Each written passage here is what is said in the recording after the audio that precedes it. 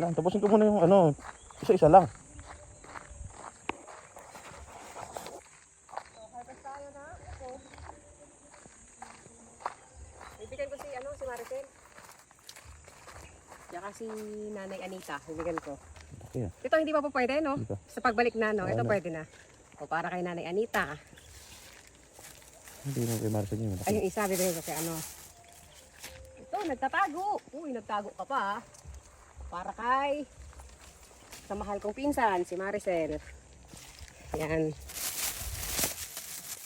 Ito, mayroon pa sana kaso hindi pa pwedeng ano yan. Bigyan mo supot para hindi Ito, na para pwede sa na- amin. Para sa bahay. Pinakamalaki. Ito pa, ang dami nagtatago ah. Anong pala, dapat pala maglagay ka pa ng ganito. Malaking supot talaga. Ito to, hindi ito, ganito oh, yung pang trap sa mga fireflies. Sa sunod, iba, ano na lang. Ito, para sa bahay, patola. Yung mga patola na to, maliliit lang talaga to eh. Tago ka pa. Malabong malinaw ang mata ko. Ito, ang daming bunga oh. Diligan natin to ha. Bago tayo bumaba. Uy. Ito, diligan ko nila natin. Baka pagkaanong pa ng insekto eh. Pagkaguluhan pa eh. Ay, tawakan mo nga ham. Hindi ko ito may langgam oh. Ito, nagtatago pa eh oh. Tatago pa eh.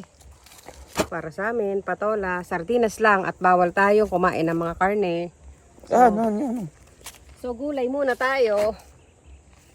Baka mayroon yun, meron pa. Pwede na yan.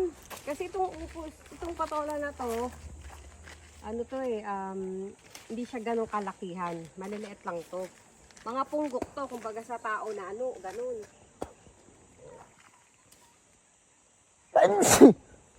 Mamaya magdidilig ulit tayo. Para ano sila, kasi uwi kami ng Bukawi. Uy, No, sugat ka na ano ka. uwi kami ng Bukawi, so kailangan madilig na sila. Ayan, para, ay, yun, ang laki yan! Ang laki! Nagtago ka pa ah. Tago ka pa sa palda ng nanay mo ah. Nagtago pa sa palda ng nanay niya. Oh, nagtago, ayaw magpakuha. Grabe ka. Oh, di ba? Alam mo, hindi kita makikita. Ibay mo ah.